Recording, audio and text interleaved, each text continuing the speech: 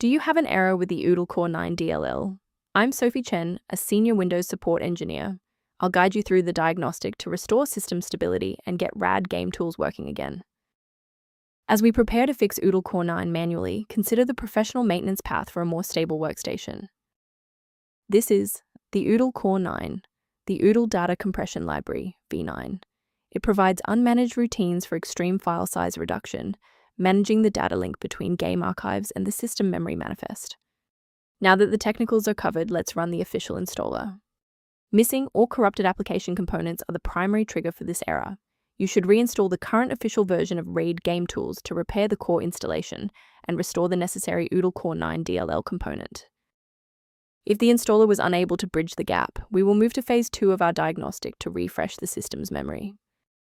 A standard restart allows the Windows bootloader to rescan your system directories and potentially recognize an unregistered Oodle Core 9 component. Before you go, bookmark this video or click the like button. This ensures the video stays in your library so you can finish the final steps as soon as you're back at your desktop. Next, we'll move beyond the basics. If your screen hasn't changed after the restart, follow me to step 3. If you need to pause the video while your folders load, don't hesitate. If you're still seeing performance alerts post-reboot, it's time to rebuild the diagnostic registration entries. First, open Command Prompt as admin. Second, you're going to type lodctr//r, then hit Enter. Why are we doing this? Well, the issue is typically found in the registry registration rather than the file itself.